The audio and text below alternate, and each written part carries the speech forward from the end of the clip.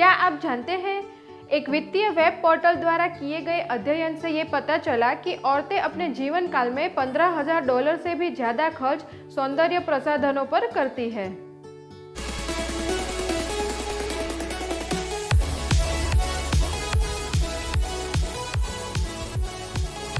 Hello friends, welcome to my channel. आजकल हर कोई चाहता है कि वो दिखने में काफ़ी फिट दिखे, उसकी उम्र का असर उसके चेहरे पर जल्दी नज़र ना आए। लेकिन कुछ लोगों के चेहरे पर 35 साल की उम्र के बाद ही एजिंग साइंस और झुर्रियाँ नज़र आने लगती है।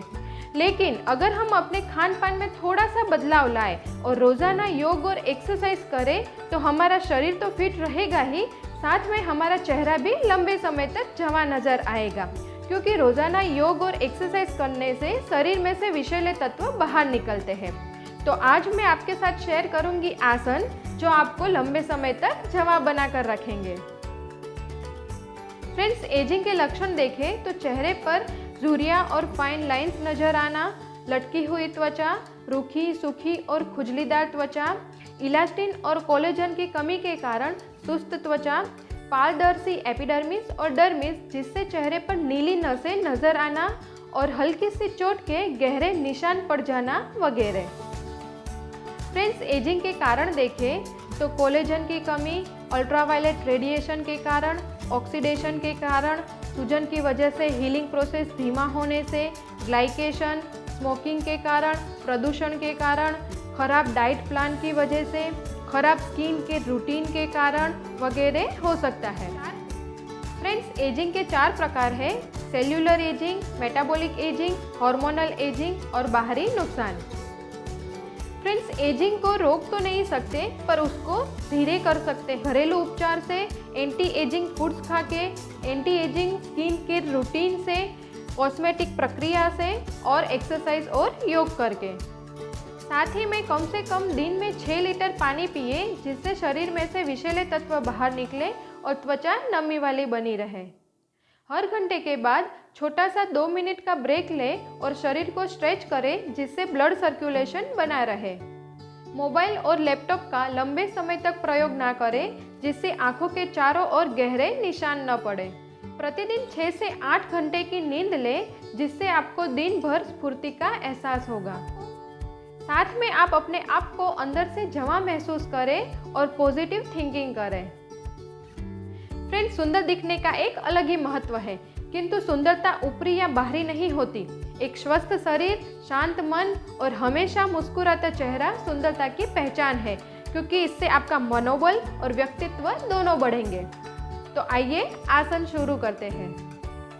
सिंहासन के लिए दरी पर बैठकर दाएं पैर को मोड़कर उसकी एड़ी बाएं नितंब के नीचे रखें और बाएं पैर को मोड़कर उसकी एड़ी दाएं नितंब नीचे रखें। घुटने जमीन पर लगे हुए रहने चाहिए और दोनों हाथों के पंजे को घुटनों पर रखें। शरीर को खींच के सीधा करके आंखें बंद करें। अब हथेलियों को घुटनों पर दबा के दीर्घ रेचक करें और साथ में मुख को पूरा खोल के जीवा को बाहर निकालें। बाह्य कुंभक में आंखों को खोल के दृष्टि को नासिका की रेखा में जमाइए और आंखों और चेहरे द्वारा भयानक भाव दर्शाइए ताकि आसन का नाम सार्थक हो। यथाशक्ति बाह्य कुंभक करने के बाद दीर्घ पूरक करके जिह्वा को मुख में खींच के मुख बंद करें और शरीर को शिथिल करें। सरल मत्स्यासन के लिए दरी पर सीधे लेट जाए। अब दोनों पैर सीधे और पंजों को साथ में रखें। हथेलियों को नितंब के पास रखें। अब पूरक करते करते कोहनियों को अंदर की तरफ खींच के पीठ को ऊपर उठाएं और मस्तक का मध्य भाग भूमि पर लगाएं। ठुड्डी आकाश की तरफ रहेगी। हो सके उतना कुंभक में टिकने के बाद धीरे धीरे रेचक करते करते मूल स्थिति में वापस आए।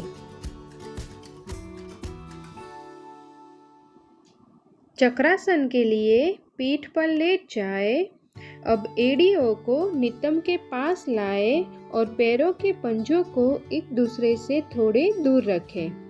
साथ में दोनों हाथों को कोहनी में से मोड़कर हथेलियों को मस्तक के पास लगाए, पर ध्यान रखें कि हाथों का पंजा इस तरह रखें कि उंगलियां कांधों की तरफ रहे।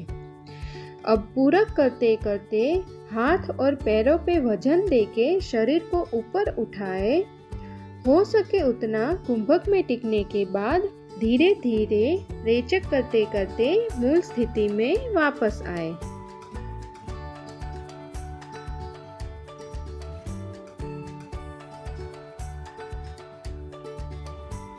सर्वांगासन के लिए पीठ पर लेट जाए। अब पूरक करने के बाद आंतर कुंभक में दोनों पैरों को एक साथ भूमि पर से उठाए। जब दोनों पैर कमर के साथ 90 डिग्री का एंगल बनाए, तब रेचक करते करते कमर को उठा के दोनों हाथों से पीठ को सहारा दे।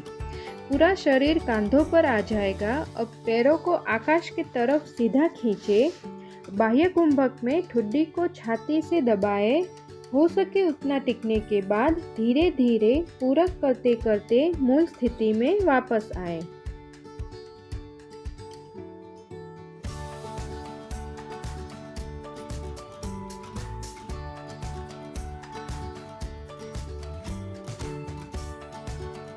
धनुरासन के लिए पेट पर लेट जाए। अब दोनों पैरों को मोड़ के नितंब के पास लाए और दोनों हाथों से पैरों को पकड़ ले। अब दीर्घ पूरक करके आंतर कुंभक में हाथों को ऊपर खींचे और उसके साथ आगे से मस्तक, छाती और पीछे से घुटनों को भी ऊपर खींचे। पूरा शरीर पेट पर धनुष की कमान की तरह खींचा हुआ रहना चाहिए। अब यथाशक्ति कुंभक करने के बाद रेचक करते करते शरीर को मूल स्थिति में वापस नीचे रखें।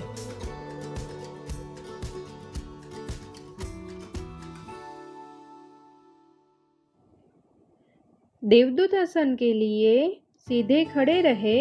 अब बाएं पैर को उठा के उसकी एड़ी नितंब के पास लाए और बाएं हाथ से बायां पैर पकड़िए।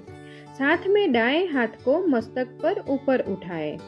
दाएं पैर पर संतुलन बनाकर आगे झुक के बायां हाथ और बाएं पैर को पीठ से दूर खींचे। बायां पैर और पीठ से शरीर की हो सके उतनी कमान बनाए।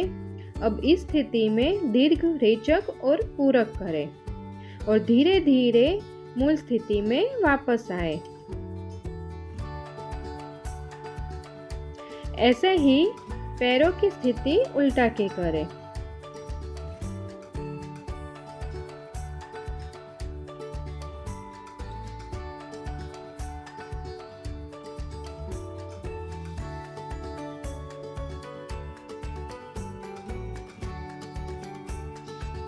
नभदर्शक आसन के लिए सीधे खड़े रहे। अब दोनों हाथों को पीठ के पीछे ले जाके एक दूसरे की कोहनी पकड़िए।